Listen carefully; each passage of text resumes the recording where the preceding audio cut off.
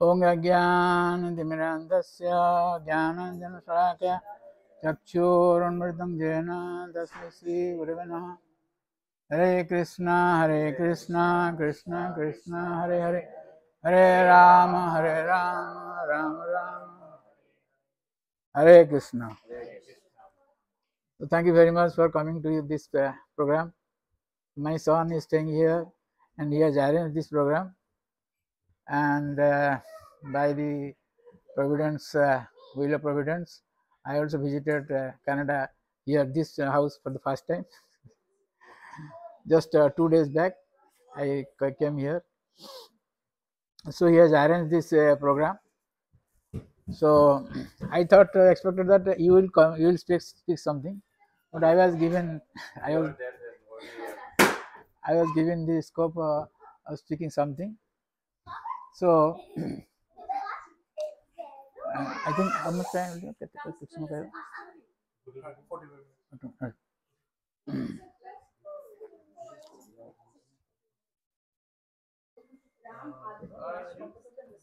Odia, everyone is Odia. Then you can speak in Odia. Yeah. But children will be living on the side. We'll adjust.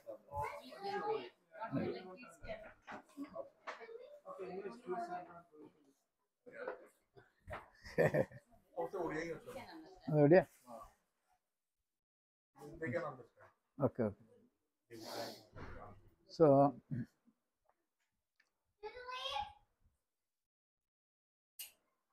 आपने जानती आज हूँ भीष्म पंचक, कार्तिक मास भितर कार्तिक मास रे बहुत महात्म्य रही। पद्म पुराण रे कार्तिक महात्म्य विषय वर्णना कर विस्तार भाव में। तेणु विशेष भाव में ये दामोदर अष्टकम, दामोदर व्रत आप माने मास सारा धरी दामोदर व्रत कर भागवत दशम स्कंद नवम अध्याय एवं पद्म पुराण रे कार्तिक महात्म्य रे ये लीलाटी को विस्तार भाव वर्णना करा जायछि। तेणु जो भगवान लीला बहुत बड़ भाग्य आम ये भगवान लीला श्रवण करुचे। तेणु कह जो माने बहुत भाग्यवान, ब्रह्मांड भ्रमित कौन भाग्यवान जीव, गुरुकृष्ण प्रसाद पाए भक्तलता बीज। आम भौतिक जगत केबेठू ये रहीचे तार ना हिसाब ना, टाइम इमेमोरियल अनादि काल आम भौतिक जगत रही घूरी बुलचे। एवं ये भौतिक जगत असुविधा कौन ना विभिन्न प्रकार असुविधा रही, विशेष भाव जन्म मृत्यु जरा व्याधि दुखालयम बोली कहुई। भौतिक जगत को दुखालयम एवं अशाश्वतम। आम जदि कह दुखे रहा किसी असुविधा नहीं आम रही पार ना, कहीं अशाश्वतम ए सब रही भौतिक जगत। सृष्टि हम किसी काल ध्वंस हो। तेणु यही भाव में अनादि काल भौतिक जगत घूरी बुलचे। भगवान भूली जाए विभिन्न प्रकार दुख कष्ट भोग करचे, किंतु भगवान आमको भूली ना।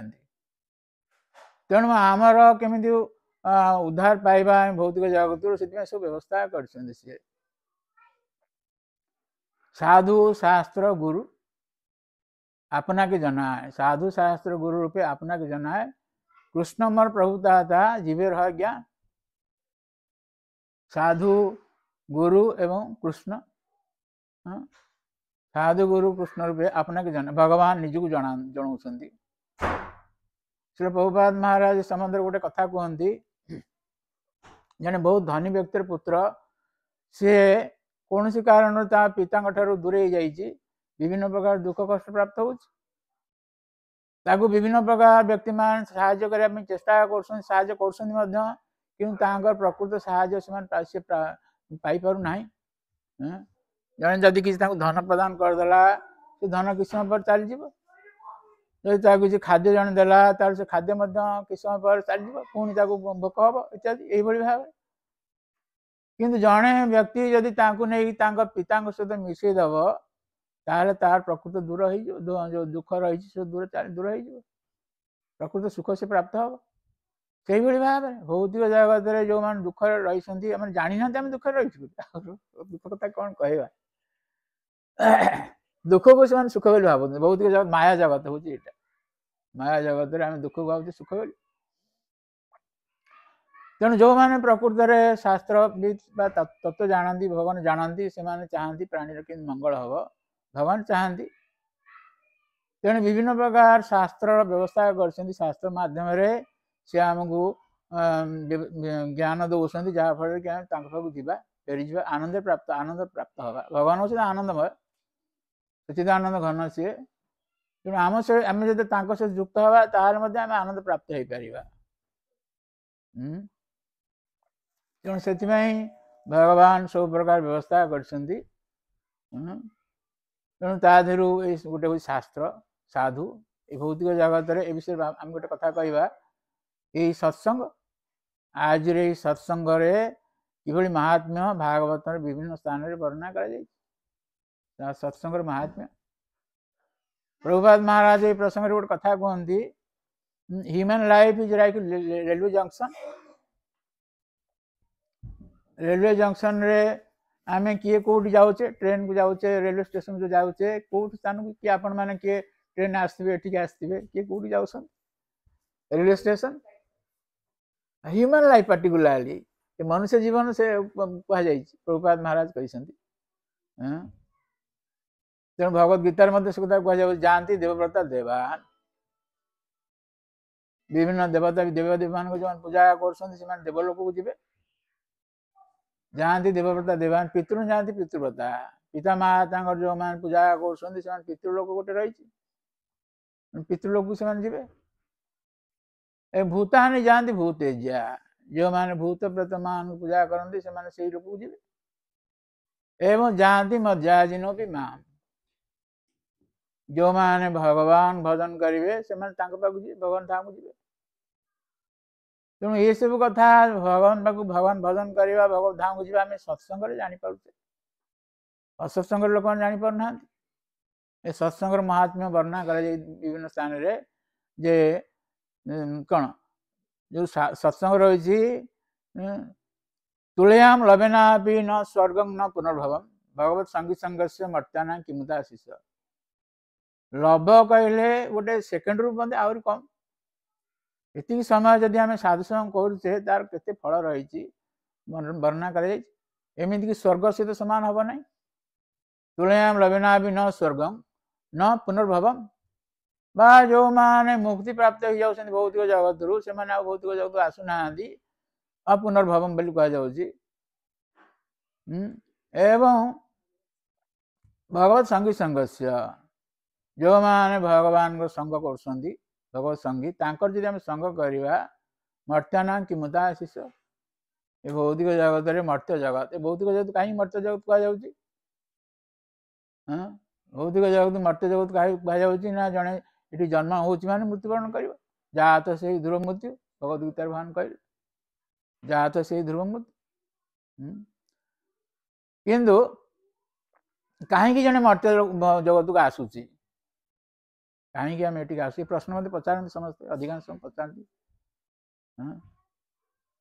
ଆପଣମାନେ ଆମେ ଅନୁରୋଧ କରିବୁ ଆପଣମାନେ ସମସ୍ତେ ଖଣ୍ଡ ଖଣ୍ଡେ ଭଗବତ ଗୀତା ଇସ୍କନର ପ୍ରଭୁପାଦ ମହାରାଜଙ୍କର ଭଗବତ ଗୀତା ଆମ ବହି ସବୁ ଆସିଛନ୍ତି ପ୍ରଭୁମାନେ ଆସିଛନ୍ତି ଇସ୍କନରୁ ସେମାନେ ସବୁ ଆଣିଛନ୍ତି ସବୁ ପ୍ରଶ୍ନର ଉତ୍ତର ପାଇପାରିବା ଭଗବତ ଗୀତାରେ ସବୁ ପ୍ରଶ୍ନର ଉତ୍ତର ରହିଛି ଭଗବତ ଗୀତା ନବମ ଅଧ୍ୟାୟରେ ଭଗବାନ କହୁଛନ୍ତି କାହିଁକି ଜଣେ ଭୌତିକ ଜଗତକୁ ଆସୁଛି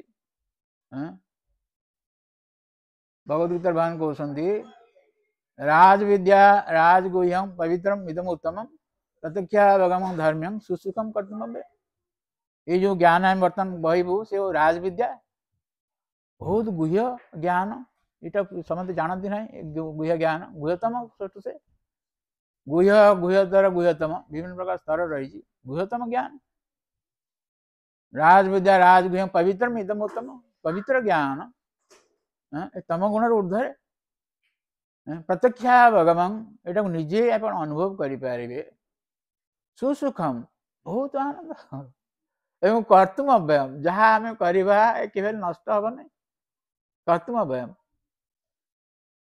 ତେଣୁ এইଭଳି ଭାବରେ ଯେତେବେଳେ ଭଗବତ ଗୀତାରେ ଭଗବାନ କହୁଛନ୍ତି ଅର୍ଜୁନକୁ, ଅର୍ଜୁନ ଚିନ୍ତା କରୁଛନ୍ତି କାହିଁକି ଲୋକମାନେ ଏଇଟା ଗ୍ରହଣ କରୁନାହାନ୍ତି। ନା ଅଶ୍ରଦ୍ଧା ଧାନା ପୁରୁଷା ଧର୍ମସ୍ୟାସ ପରନ୍ତପ ଅପ୍ରାପ୍ୟ ମାଂ ନିବର୍ତ୍ତନ୍ତେ ମୃତ୍ୟୁ ସଂସାର ବର୍ତ୍ତମାନ। ଯଦି ଆମେ ଭଗବାନ କଥାରେ ଶ୍ରଦ୍ଧା କରିବା ନାହିଁ, ଏ ଧର୍ମ, ଆମେ ସେଇ ଧର୍ମ ବିଷୟରେ କହୁଛେ, ଭଗବତ ଧର୍ମ, ଭାଗବତ ଧର୍ମ, ଅପ୍ରାପ୍ୟ ଭଗବାନଙ୍କୁ ପ୍ରାପ୍ତ ହେଇପାରିବା ନାହିଁ। କ'ଣ ହବ ତାହେଲେ? ମାଂ ନିବର୍ତ୍ତନ୍ତେ ମୃତ୍ୟୁ ସଂସାର ବର୍ତ୍ତମାନ।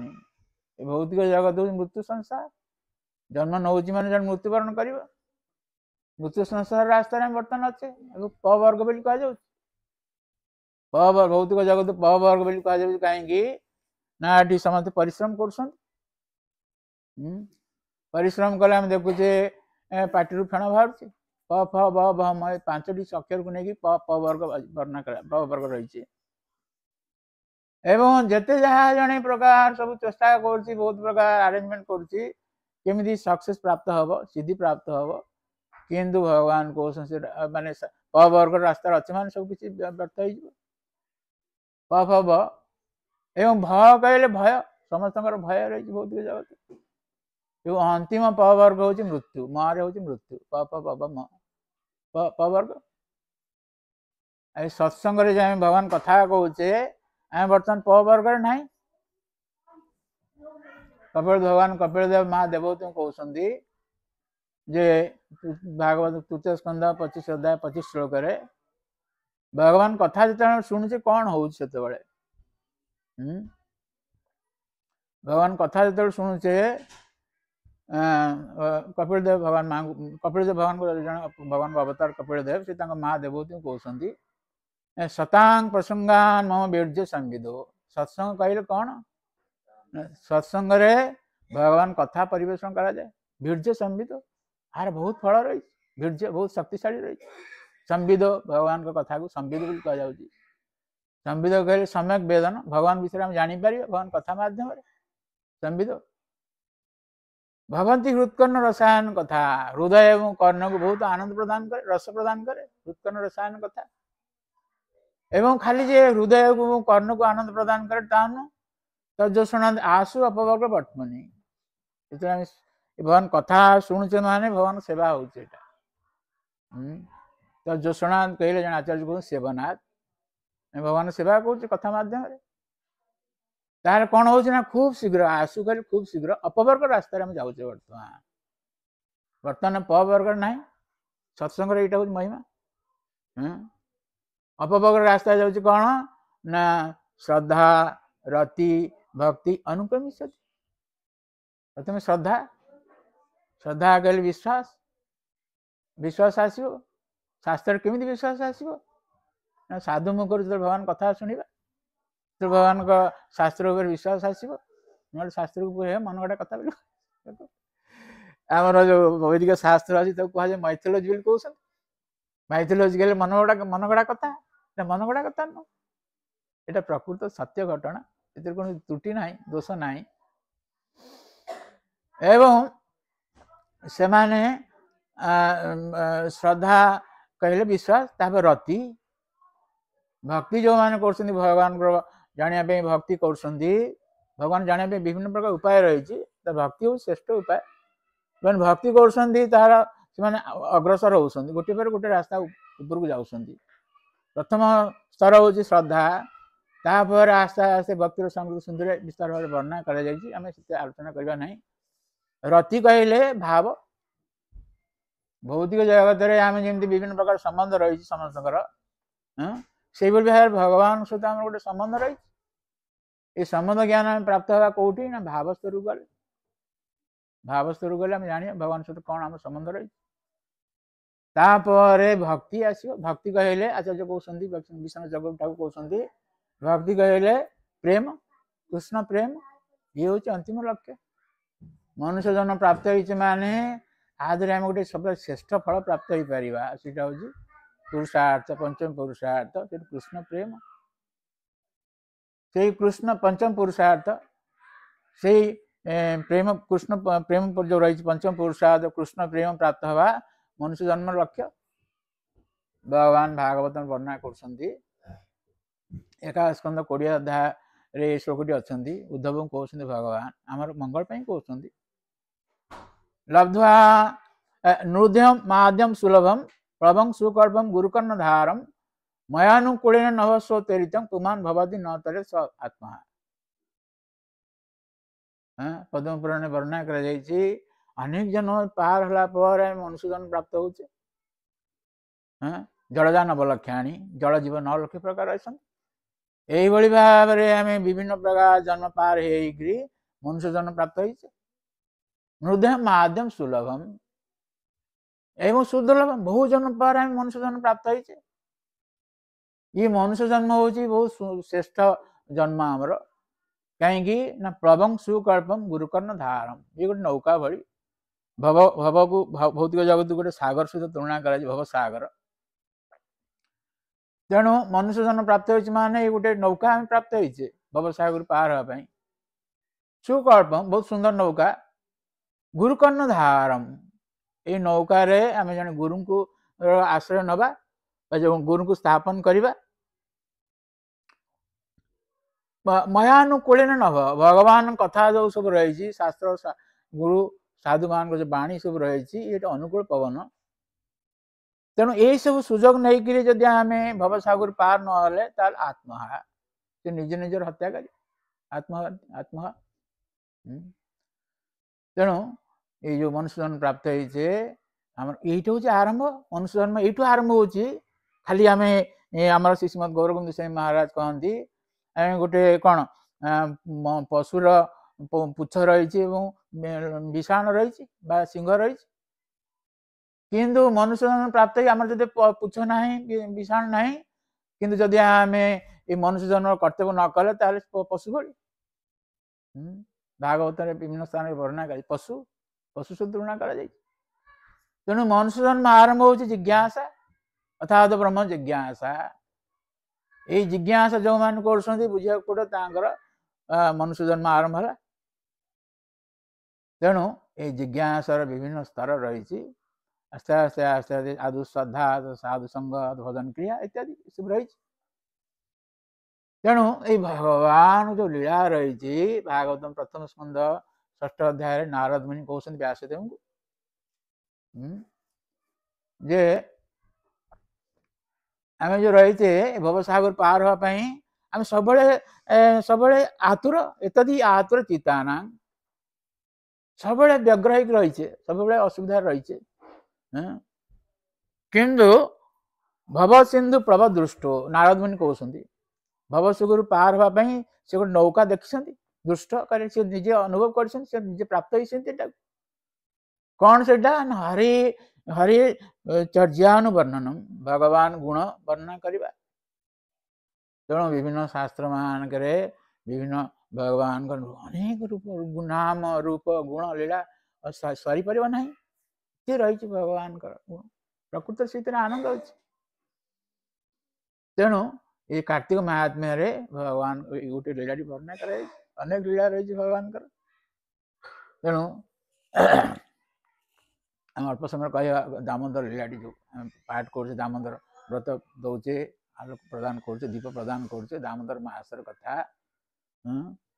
तेणु भागवतम दशम स्कंद नवम अध्याय लीलाटी को विस्तार भाव वर्णना कर 3 मास लीला भगवान 3 वर्ष लीला भगवान किभली भाव पिला दिन किभली भाव सब विभिन्न प्रकार उपद्रव करुले ब्रजे प्रसिद्धम नवनीत चौरम वृंदावन कृष्ण को कई भगवान भी जानती ना से जानती लवणी चोर नवनीत चोर प्रसिद्ध प्रसिद्ध नवनीत चोर गोपांगना चदुकूल चौरम गोपीमान से वस्त्र चोरी करते अनेक जन्मार्जित पाप चौरम किंतु एभली से जन चोर से आमर अनेक जन्मर पाप को से चोरी कर नहीं जाए चौराग्रगण्यं पुरुषं नमामि भगवान हो सबुतिर से अग्रगण्य टपर से तेणु यही भाव से चोरी करुले वृंदावन छोट पिला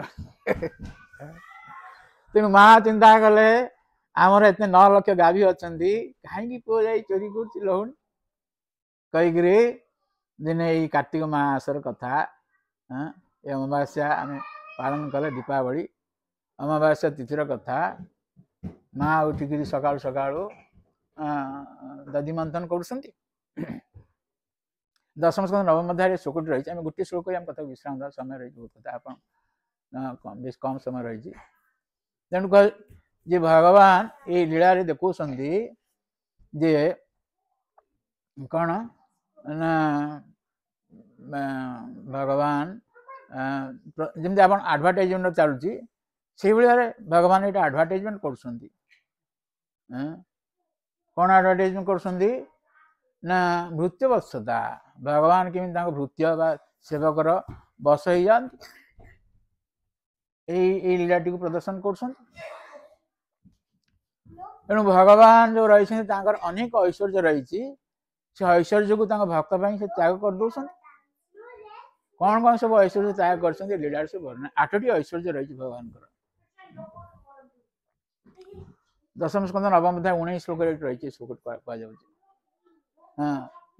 माँ यशोदा ये भाव दधि मंथन कर समय से पुअर चिंता कर कृष्ण शब्द अनेक अर्थ रही क्रुश शब्द हूँ भूवाचक न शब्द हूँ आनंदवाचक निर्वृत्तिवाचक ये दुईटी अक्षर मिसिकी कृष्ण शब्द आसूची कृष्ण खाली कृष्ण नाम उच्चारण कर जन आनंद प्राप्त हम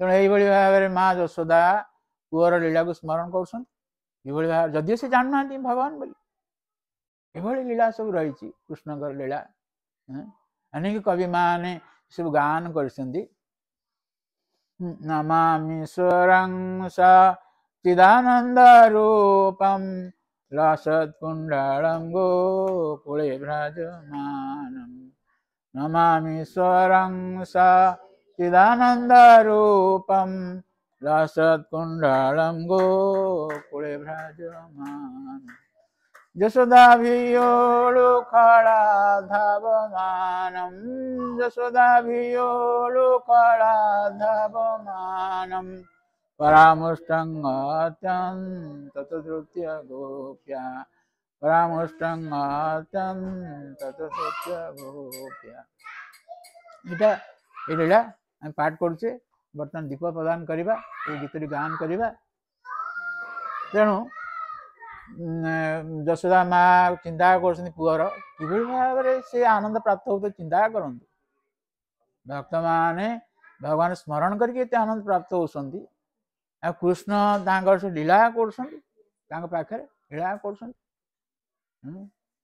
तीन जन्म धरिक भगवान सहित से लीला कर पितामाता माने ये नंद यशोदा अवश्य सब नित्य पितामाता कि वसुदेव देवकी ये करके बहुत तपस्या करके भगवान कृष्ण को पुत्र रूप प्राप्त होती तेणु यशोदा माँ चिंता कर पुअर गुण चिंता कर गुणगुण गान कर समय भगवान आसी आविर्भाव कृष्ण शयन करते सकाळु सकाळु भोर भोर आसिक दधि मंथन कर कृष्ण शयन कर देखिले माँ नहांती शोक हाथ देखुं माँ ना माँ कड़े शोई था सब भगवान कृष्ण नहांती तेणु से क्रंदन कर भगवान होती आत्माराम से हूँ आनंद हन से किंतु से चाहते स्तन्यपान करने से क्रंदन करके क्रंदन कर माँ देखी पारना माँ दधि मंथन व्यस्त रही देखी पारना पुत्र कौन कले ना दधि मंथन भांड को धरदेले जो आ माँ यशोदा मंथन कर पारे ना देखिले कौन है देख कृष्ण आसी हाजर कृष्ण आसी हाजर माँ जंघे पाद देकर आसी पशिगले कोड़े पशिगले और स्तनपान कर तेणु तथा माने माँ यशोदा स्तनपान करोसंती एने दधि मंथन कर यही समय कौन है ना ता पूर्व दिन रे जो नंद महाराज अनेक गाभी रही 9 लक्ष गाभी बोली कह जाए तादर 7-8टी गाभी रही जोटाक बहुत क्षीरटा बहुत सुवासित क्षीर तेणु से क्षीर को दुईकरी से क्षीर बसई पुआ उठिले से क्षीर पान करेंगे क्षीर बसई चूल्हे ଏଣେ ମା ଯଶୋଦା ଦଧି ମନ୍ଥନ କରୁଛନ୍ତି, ଏଣେ ପୁଅ ମାଙ୍କର ସ୍ତନ୍ୟପାନ କରୁଛନ୍ତି। ଏହି ସମୟରେ ଚୁଲିରେ ଯୋଉ କ୍ଷୀର ବସିଛି ସେ ଉତରିବା ପାଇଁ ଆରମ୍ଭ କଲା। ପ୍ରକୃତରେ ଚିତ୍ ଜଗତ ବିଷୟରେ ଆମର ଧାରଣା ନାହିଁ। ଚିତ୍ ଜଗତ ସବୁକିଛି କ'ଣ ସବୁକିଛି ଚେତନଶୀଳ। ଏ ଭୌତିକ ଜଗତ କହିଲେ ଅଚେତନ ଜଗତ। ଏଠି ଚେତନା ଭଗବାନ ଚେତନା ପ୍ରଦାନ କରୁଛନ୍ତି। ଚେତନ ସ୍ଥାପି ଚେତନ ନାମ, ମୁଁ ଚେତନ ମାନଙ୍କ ଭିତରେ ମୁଁ ଚେତନ। ଭଗବାନ ଏଇ ଚେତନ ଦଉଥିବାରେ ଭୌତିକ ଜଗତ ଚେତନଶୀଳ ହେଇଛି, ନହେଲେ ଏଇଟା ହଉଛି ଅଚେତନ ଜଗତ। କିନ୍ତୁ ଚିତ୍ ଜଗତ ହଉଛି ଚେତନଶୀଳ, ସବୁକିଛି ଚେତନଶୀଳ। ସେଠି ହଉଛି କ'ଣ ତ୍ୱୟଂ ଅମୃତମ କଥା ଗାନଂ ନାଟ୍ୟଂ ଗମନପି ଇତ୍ୟାଦି ସବୁକିଛି ଚେତନଶୀଳ। ତେଣୁ କ୍ଷୀର ମଧ୍ୟ ଚେତନଶୀଳ, ସେ ଜାଣୁଛନ୍ତି ଏଇଟା ମାଙ୍କର ସ୍ତନ୍ୟପାନ କରୁଛନ୍ତି, ଆଉ ଆମର ସେ କ୍ଷୀର ପାନ କରିବେନି କହିକିରି ସେ ଉତରିବା ପାଇଁ ଆରମ୍ଭ କଲେ। ତେଣୁ ମା ଯଶୋଦା ଦେଖିଲେ କ୍ଷୀର ଉତରିବା ପାଇଁ ବସିଛି, ତେଣୁ ପୁଅ ଯଦିଓ କ୍ଷୀର ପାନ କରୁଛନ୍ତି ସନ୍ତୁଷ୍ଟ ହେଇନାହାନ୍ତି। ଇଏ ଗୋଟିଏ ଐଶ୍ୱର୍ଯ୍ୟ ଭଗବାନଙ୍କର। ଭଗବାନ ହେଉଛନ୍ତି ପୂର୍ଣ୍ଣ କାମ, କିନ୍ତୁ ତାଙ୍କର ଅତୃପ୍ତ ହେଇଗଲେ, କ୍ଷୀର ପାନରେ ଅତୃପ୍ତ ହେଇଗଲେ। ଆଉ ମା ବସେଇ ଦେଇକି ପୁଅକୁ ଚାଲିଗଲେ କ୍ଷୀର ଆଣିବା ପାଇଁ, କାଢିଦେବା ପାଇଁ ଚୁଲିରୁ। ତେଣୁ ଏହି ସମୟରେ କ୍ଷୀର ପୁଣି ଠିକ ହେଇଗଲା। କ୍ଷୀର ଚେତନଶୀଳ, ସେ ଜାଣନ୍ତି ସବୁ। ତେଣୁ ଯେତେବେଳେ ବସେଇକି ଆସି ଦେଖୁଛନ୍ତି ପୁଅର କ୍ରୋଧ ଆସିଗଲା, 3 ବର୍ଷର ପିଲା। ତେଣୁ ମା ଯୋଉ ଦଧି ମନ୍ଥନ କରୁଥିଲେ ସେ ହାଣ୍ଡିଟିରେ 25 କେଜି ଓଜନ ବୋଲି ଆଚାର୍ଯ୍ୟମାନେ କହନ୍ତି। ଭଗବାନ କ'ଣ କଲେ ନା ବାମ ହାତରେ ଟେକିଦେଲେ, ଆଉ ଡାହାଣ ହାତରେ ଗୋଟେ କ୍ଷୀରକୁଆ ଥିଲା ସେଠି ତଳୁ ଭାଙ୍ଗିଦେଲେ। ସେଟା ତଳୁ ଭାଙ୍ଗିଦେଲେ, କାହିଁକି ଶବ୍ଦ ହବନି ସେଥିପାଇଁ ତଳୁ ଭାଙ୍ଗିଦେଲେ। ତ କ୍ରୋଧ ଆସିଲା। ଭଗବାନ ହେଉଛନ୍ତି ଶୁଦ୍ଧ ସତ୍ୟ, ଶୁଦ୍ଧ ସତ୍ୟ ବି କୋପ, ଶୁଦ୍ଧ ସତ୍ୟ ସେ ରହିଛନ୍ତି, କିନ୍ତୁ ତଥାପି ତାଙ୍କର କୋପ ଆସିଲା, କ୍ରୋଧ ଆସିଲା। ଆମର କ୍ରୋଧ କାହିଁକି ଆସୁଛି? ଭଗବତ ଗୀତାରେ ଭଗବାନ କହୁଛନ୍ତି, କୋଉଠି ତୃତୀୟ ଅଧ୍ୟାୟରେ ଭଗବାନ କହୁଛନ୍ତି କାମ ଏସ କ୍ରୋଧ ଏସ ରଜଗୁଣ ସମୁଦ୍ଭବ। ରଜଗୁଣରୁ ଆସୁଛି ଆମ କ୍ରୋଧ, କିନ୍ତୁ ଭଗବାନ ଶୁଦ୍ଧ ସତ୍ୟ ସ୍ତରର, ତାଙ୍କ କ୍ରୋଧ ନାହିଁ, କିନ୍ତୁ ତାଙ୍କ ଭକ୍ତ ବାତ୍ସଲ୍ୟ ଦେଖାଉଛନ୍ତି, କ୍ରୋଧ ପ୍ରକାଶ କରୁଛନ୍ତି। ଏ ଗୋଟେ ଐଶ୍ୱର୍ଯ୍ୟ ତ୍ୟାଗ, 8ଟି ଐଶ୍ୱର୍ଯ୍ୟ ଭଗବାନ ତ୍ୟାଗ କରିଛନ୍ତି। ଏବଂ ସନ୍ଦର୍ଶିତ ହାଙ୍ଗ ହରିଣାମ ମୃତ୍ୟୁ ବସତା, ଦଶମ ସ୍କନ୍ଧ 9ମ ଅଧ୍ୟାୟ 19 ଶ୍ଲୋକରେ ଏଇ ଶ୍ଲୋକର ଏଇ ଯୋଉ ରହିଛି ଚାପ୍ଟର ରହିଛି, ଏଇ ଚାପ୍ଟରକୁ ଶିକ୍ଷାକୁ ଟିକେ ଦେଇଛନ୍ତି, ସାରାଂଶ ନିଷ୍କର୍ଷ ଦେଇଛନ୍ତି ଏଇ ଶ୍ଲୋକରେ। ଏବଂ ସନ୍ଦର୍ଶିତ ହାଙ୍ଗ ହରିଣା ମୃତ୍ୟୁ ବସତା, ଭଗବାନ ହରି ସେ କାହାର ଅଧୀନ ନୁହନ୍ତି, ସେ ହେଉଛନ୍ତି ସର୍ବ କାରଣ କାରଣ, ସବୁଠାରୁ ଶ୍ରେଷ୍ଠ। ତାଙ୍କ ସହିତ କିଛି ସମାନ ହେଇପାରିବେ ନାହିଁ, ଆଉ ଉର୍ଦ୍ଧ୍ୱ କଥା କ'ଣ କହିବା। କିନ୍ତୁ ଭଗବାନ ଆଡଭର୍ଟାଇଜମେଣ୍ଟ କରୁଛନ୍ତି, ଯେମିତି ଆପଣମାନେ ବର୍ତ୍ତମାନ ଆଡଭର୍ଟାଇଜମେଣ୍ଟ ଚାଲିଛି, ତାକୁ ସେ ପ୍ରଡକ୍ଟ ନେଉଛନ୍ତି, ସେଇଭଳିଆ ଭଗବାନଙ୍କ ଏଇ ପ୍ରଡକ୍ଟ ଆପଣ ନେବେ। କାରଣ ଭକ୍ତ ବତ୍ସଳତା এটা ଆଡଭର୍ଟାଇଜମେଣ୍ଟ। ଏବଂ ସନ୍ଦର୍ଶିତ ହାଙ୍ଗ ହରିଣା ଭୃତ୍ୟ ବସ, କେମିତି ସେ ଭଗବାନ ତାଙ୍କର ଭୃତ୍ୟର ବଶ ହେଇଯାଆନ୍ତି। ଭୌତିକ ଜଗତ ସମସ୍ତେ ଯାଆନ୍ତି ମାଲିକ ହେବା ପାଇଁ, ଏବଂ ଭୃତ୍ୟ ବଶ ସେମାନେ ହୁଅନ୍ତି ନାହିଁ। ଭଗବାନ ତ ବଶ ହୁଅନ୍ତି ନାହିଁ, ଆଉ ଭୃତ୍ୟ ବଶ କ'ଣ ହେବେ? କିନ୍ତୁ ଭଗବାନ ଏଭଳି ତାଙ୍କ ଭୃତ୍ୟର ମଧ୍ୟ ବଶ ହେଇଯାଆନ୍ତି। ଏ ଭୃତ୍ୟ ଇଏ ହେଉଛି ତାଙ୍କର ପ୍ରଦର୍ଶନ କରୁଛନ୍ତି, ଆଡଭର୍ଟାଇଜମେଣ୍ଟ କରୁଛନ୍ତି ଭଗବାନ। ତେଣୁ ଭଗବାନ ଯୋଉ କ୍ଷୁଧା ତାଙ୍କର ଆସିଲା, ସେ ହେଉଛି ଆତ୍ମାରାମ ପୂର୍ଣ୍ଣ କାମ, ତାଙ୍କର କୌଣସି ଆବଶ୍ୟକତା ନାହିଁ, ଖାଦ୍ୟର ଆବଶ୍ୟକତା ନାହିଁ, କିନ୍ତୁ ତଥାପି ତାଙ୍କର ଭକ୍ତ ପାଇଁ ସେ ଦେଉଛନ୍ତି। ମତେ ତାଙ୍କୁ ଭୋକ ହଉଛି ବୋଲି କହୁଛନ୍ତି, ମତେ କିଛି ଦିଅ। ଭଗବତ ଗୀତା 9ମ ଅଧ୍ୟାୟରେ କହିଲେ ଏ କଥା, ଭାଗବତ ମଧ୍ୟ କଥା ଏ ଶ୍ଲୋକଟି କହିଛି, ଆପଣ ଜାଣିଥିବେ ଏ ଶ୍ଲୋକଟି। ପାତ୍ରଂ ପୁଷ୍ପଂ ଫଳଂ ତୋୟଂ ଯୋ ମେ ଭକ୍ତା ପ୍ରୟଚ୍ଛତି ତଦଂ ଭକ୍ତି ପ୍ରଭୂତମ ଅସ୍ନାମି ପ୍ରୟତାତ୍ମନ। ଭଗବାନ କିଛି ଦରକାର ନାହିଁ, କିନ୍ତୁ ସେ ମାଗୁଛନ୍ତି କିଛି ଖାଦ୍ୟ ଆମକୁ ଦିଅ। ଏକ ବଚନ କହୁଛନ୍ତି, ବହୁ ବଚନ ମଧ୍ୟ କହୁନାହାନ୍ତି, ଗୋଟିଏ ପତ୍ର ଦେଲେ ସନ୍ତୁଷ୍ଟ ହେଇଯାଆନ୍ତି। ଏମିତି ଗୋଟେ ଘଟଣା ହେଇଥିଲା, ଯୋଉଠି ଦ୍ରୌପଦୀ ଗୋଟିଏ ଯୋଉ ତାଙ୍କର ପାତ୍ରରେ ଲାଗିଥିଲା ଗୋଟିଏ ପତ୍ର, ତାକୁ ଦେଇଥିଲେ ଭଗବାନ, ସେଇଥିରେ ସନ୍ତୁଷ୍ଟ ହେଇଗଲେ। ସେ ଦୁର୍ବାସାଙ୍କର 10,000 ଶିଷ୍ୟ ଆସିଥିଲେ ଖାଦ୍ୟ ଗ୍ରହଣ କରିବା ପାଇଁ, ସବୁ ଭଗବାନ ଯେ ଗୋଟିଏ ପତ୍ରରେ ସନ୍ତୁଷ୍ଟ ହେଇଗଲେ, ସମସ୍ତଙ୍କ ମଧ୍ୟ ସନ୍ତୁଷ୍ଟ ହେଇଗଲେ। ଯସ୍ମିନ୍ ତୁଷ୍ଟ ଜଗତ ତୁଷ୍ଟ, ଏଇ ଶ୍ଲୋକଟି ଅଛନ୍ତି। ଆମେ ସେଟାକୁ ବିସ୍ତାର ବର୍ଣ୍ଣନା କରୁନେ, କାହିଁକି ସେ ସଂକ୍ଷେପ ସମୟ ରହିଛି ଆମର। ତେଣୁ ଏଇଟା କୁହାଯାଇଛି एक वचन कहउछन्ति बहुवचन कहउनाहन्ति आमे तांको देले कोन न देले कोन असुविधा हबो भगवान किछि आवश्यकता नाही काहे कि से मागुछन्ति भगवान हैं भगवत गीता रे सब वर्णना करा जायछि विस्तार लीला सब रहिछि आमे कोन कहैबा तेणु कहउछन् जदि आमे भगवान प्रदान न करी खाउछे तार कोन होउछ सेटा हैं कहे जी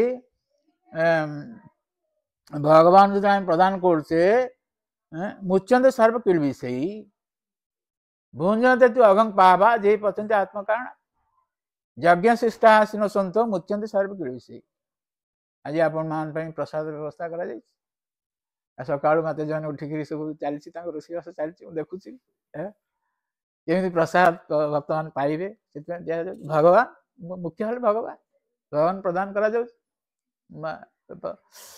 तेणु ये जो दिया जाउछि हमें खाद्य ग्रहण करूछे यदि भगवान को अर्पण न करी करूछे तार कोन होउछि ना भगवान जोटा खाद्य प्रदान करा जाउछि से सब जो किलबिष रही पाप रही पाप भी कौन करुछन्ति जो मान भगवान को खाद्य ग्रहण प्रदान न करी ग्रहण करुछन् से पाप कौन करुछन् किंतु यज्ञ शिष्टा सिनो संतो मुच्यन्ते सर्व किल भुंजते तु अघं पावा जे पचन्ते आत्म कारणात् अधिकांश लोक भगवान को खाद्य प्रदान न करी खाउछन्ति से पाप कौन कर हम पाप मुक्त करबे भगवान सब लीला करछन्ति भगवान किछि आवश्यकता नहीं तेणु ये जो खाद्य ये जो रही तांकर कौन आवश्यकता नहीं किंतु देखौछन्ति से क्षुधा देखौछन्ति तांकर से गोटे ऐश्वर्य त्याग करछन्ति भगवान ये माध्यम लीला माध्यम 8टी ऐश्वर्य तांकर त्याग करछन्ति पूर्ण काम है कि मतलब अतृप्त तांकर क्षुधा लागिला क्षुधा तांकर क्षुधा नहीं क्षुधा तृषा भगवान नहीं सच्चिदानंद विग्रह से एवं तापरे से होसन्ति पूर्ण काम तांकर किछि आवश्यकता नहीं किंतु अतृप्त हो गले माँ जो बसई देले से तृप्त हो पारे नहीं अतृप्त हो गले ये गोटे ऐश्वर्य त्याग करछन्ति तृतीय ऐश्वर्य होउछि भगवान शुद्ध सत्व स्तर से रही भौतिक जगत में अच्छे माने एटी तीनोटी गुणर भीतर रही सत्व रज तम 3 गुण भीतर रही गुणर प्रतिज्ञा सब रही भगवत गीता 14 अध्याय आप देखिए गुण त्रय विभाग योग गुणर कौन प्रभाव प्रतिज्ञा रही सब कथा वर्णना करा जायछि तेणु जहाँ भी हो भगवान होउछन्ति 3 गुण ऊर्ध्व शुद्ध सत्व स्तर रही जो माने भगवान भक्त हेबे से मान मते से भाव भगवत गीता 14 अध्याय भगवान कहते जो माने भगवान भजन करुछन्ति से माने जो मां अव्यभिचारेण भक्ति योगन सेवते सगुणान समिति ब्रह्मभूय आम ब्रह्मभूत स्तर को जानते से 3 गुण ऊर्ध्व स्तर को जानते शुद्ध सत्व स्तर भगवान होउछन सेही स्तर से कौन क्रोध नहीं किंतु भगवान क्रोध प्रकाश कले क्रोध प्रकाश करके भांगीदेले जो दही सब कल पड़ा सब तेणु कृष्ण चिंता कर कौन करवा बर्तमान चारिआडे दही सब व्यापी गलानी तेणु छोट छोट पाद रही भगवान जानियार विभिन्न प्रकार उपाय सब रही गोटे पादर चिन्ह रही भगवान 2 पादरे 19 चिन्ह रही ये जाना होती भगवान जा हो पादरे आहार घर को जाकि आ गोटे घरे शिकार रही लहुणी थिला माँ यशोदा रखी थी लहुणी तेणु भगवान से हाथ पाऊना भगवान तांकर ना अंतर न बहिर्जस्य अंत भीतर ना कि बाहर ना भगवान कि माँ बांधिले ये आ गोटे ऐश्वर्य भगवान त्याग कर तेणु जहाँ भी हो सी उदुखलटे थिला उदुखल पकईकि चढ़ी जाइए सी शिकारु लहुणी आनिक खाऊँ एवं निजे खाई अन्य मान दौरान मर्कट मान को इशारा देकर दौरान माँ यशोदा देखिले जिते बड़े पुओ ना दधी हाणी भागी जाइए तेणु जानली पुअर काम शुणुले विषय सब तेणु जा गोटे बाटे गला बेलू सी रूम गला बाटे गोटे बाड़ी थी से बाटे धरिकी जाऊँगी तेणु कृष्ण ये भाव में खाद्य ग्रहण कर लहुणी जो देखिले माकड़ मान देखिले माकड़ मान डिया मारे कृष्ण जापारे माँ आसुँच भगवान मत धाऊँ देखिए यहाँ कह प्रथम श्लोक से कह यशोदा भी ओळू खड़ा धाव मान भगवान धाऊँ कुकुड़ सारा धाऊँ भगवान माँ धरी पार ना भगवान किए धरी पार छुई पार कि महा यशोदा भक्त तांकर जिद रही मुझे निश्चित भाव धरबी तेणु भगवान निजे धरा पड़े धरा देले परामृष्टंग अत्यंत दुक्त गोप्या धरले धरला जिते चिंता कर पलैब बन को पलैब जंगल को पलैब कहीकि वृंदावन से रही जंगल रही से तेणु तांकर जो बेणी रे पटडोरी थिला से डोरी बांधा बस उदुकल बांधे किंतु जेति बांधिले से दुई आंगुल कमी जाऊँ ये गोटे आई गोटे ऐश्वर्य भगवान भगवान सबुठार व्यापिक रही केमी बंधा जीव तेणु जिते महा यशोदा गोकुल जिते सब दौड़ी थिला रसी थिला सब बांधिले सब दुई आंगुल कमी जाऊला दुई आंगुल कहीं कमी जाऊला आचार्य मैंने कहते कारण कौन दुई आंगुल कमिबार दुष्टा परिश्रम कृष्ण माँ देखिले माँ कृष्ण देखिले माँ किभली परिश्रम कर शीत दिने शरीर झाड़ बाहर जाए देखिकी दुष्टा परिश्रम कृष्ण सोमातु शुन गात्राया यशोदा को जो देखुं सी भाई मोर माँ लीला भगवान नित्य आम सब संबंध रही भगवान सहित नित्य संबंध रही आम भगवान को जानी पारना कि भगवान आमको जानी आम सहित कौन संपर्क रही सब व्यवस्था कर धाम नापी आमको Prabhupada Maharaj can go back to God in this very life यही जन्म में भगवत धाम को जावाई प्रभुपाद महाराज व्यवस्था करमें जदि ये धारा को ग्रहण करवा यही जन्म में भगवत धाम प्राप्त हो पार आम गोटे गिनीज बुक ऑफ रिकॉर्ड अच्छी spiritual Guinness book of record Bhagavat में आरंभ में सुखदेव गोस्वामी परीक्षित महाराज कहते गोटे मुहूर्त से भगवत धाम को जाते राजा थे नाम खट्टांग जे आसती सूर्यवंश भगवान रामचंद्र पूर्व वंशधर सी गोटे मुहूर्त से भगवत धाम गले आमर तो सुखदेव गोस्वामी परीक्षित महाराज तुम तो 7 दिन आयुष अच्छी तमें यही भाव व्यवस्था कर जहाँफल तुम यही जन्म तुम भगवत धाम जापर तेणु ये जो दुष्टा परिश्रम कृष्ण सोमादुष्ण गतराया कृपया आसी स्वबंधने भगवान कृपा आसीगला ये दुईटा आंगुल कमी जाऊला से गोटे जन परिश्रम और भगवान कृपा आम परिश्रम करुचे भगवान कृपा आसिले जा सिद्धि हम सक्सेस हम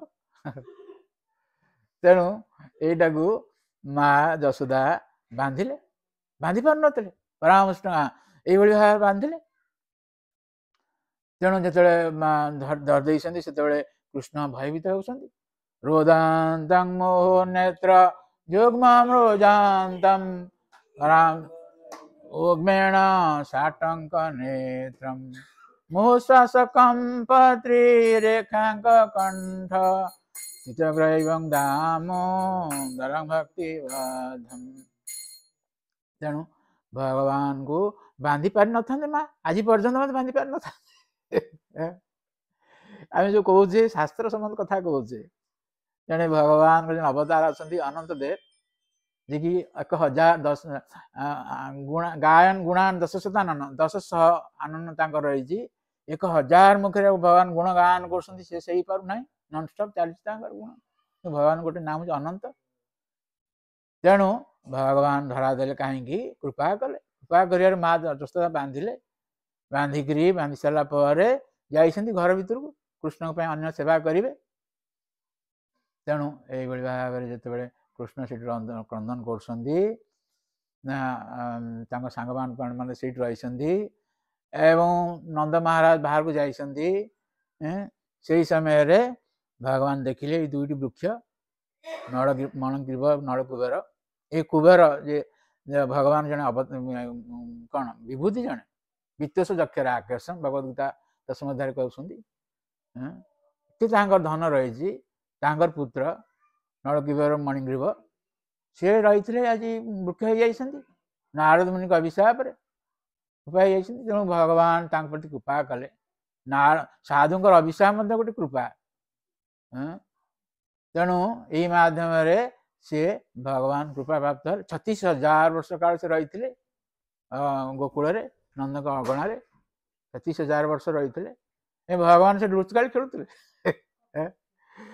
तेणु यही भाव में जो देखुं भगवान चिंता है ये हूँ मोर भक्तर कृपा पात्र होती तेणु मुझे कृपा करी तेणु आंठे आंठेकरी जाइछन्ति सेठी सी पछरे जाउछन्ति उदुखलटी जाउछ से दुईटी वृक्ष मध्य पशिक जो पशि चली आसिले से उदुखलटी बुलीगला अटकी गला भगवान जो प्रेसर देले से दुईटी वृक्ष उपड़ी पड़े दुईटी वृक्ष आकाश को छुँला आचार्य मान कहते हजार हाथी लगिले उपड़ी पार ना एत शक्ति से विराट विराट वृक्ष उपड़ी पड़े ये भगवान ये जाना भगवान ये भगवान बोली जाना देह से असंगत ये कार्य करते लगे असंभव मन गड़ा कथा ना ये हूँ भगवान भगवान शक्ति हूँ यहाँ तेणु जो मणिग्रीव नलग्रीवर से बाहर गोटे देवता शरीर प्राप्त होकर आसिले भगवान प्रणाम कर भगवान विभिन्न प्रकार स्तुति कर कथा कहुच्छी जो कार्तिक महात्म्य दामोदर लीला कुबेरात्म जो बद्ध मूर्त त्वयामोचित भक्ति भाजो कृत तथा प्रेम भक्ति सो कामे प्रयाच न मुखे ग्रहो मेस्ति दामोदरे कुबेरात्मा जो स्तुति कर भागवत दशम स्कंद दशम अध्याय से सब वर्णना कर स्तुति कर समय नहीं आम कर भाव में स्तुति कर भक्त चाहते आमको से भाव में तथा आमको से भक्ति प्रदान करूँ ये भाव में आज जो रही लीलाटी दामोदर लीला 8टी जो दामोदर अष्टकम पाठ करें केत पाठ कले समय ना आमर बेस आपण मैंने दीप प्रदान करेंगे प्रसाद पाइबे बहुत कथा रही आम सुजोग देले आम किसी कथा कहले तेणु आम जब क्या किसी प्रश्न अच्छे प्रश्न पचारि पारती ना कथा विश्राम देवा 2 मिनट अनुरोध करें आप 2 मिनट हरे कृष्ण महामंत्र कीर्तन करेंगे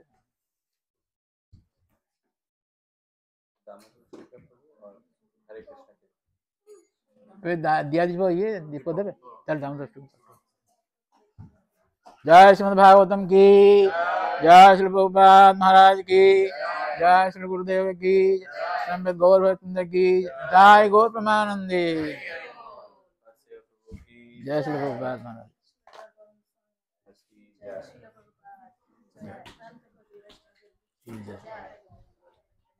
Now we're going to be offering the by singing the Damodar Ashtaka. We'll sing the Damodar Ashtaka, and towards the end, when we sing the Hari Naam, is when we'll start offering. Please come as family, so it'll be easy to offer and disperse from the area. You can all pull up Damodar Ashtaka by googling maybe Damodar Ashtaka. If you have a group, maybe Sonanika might.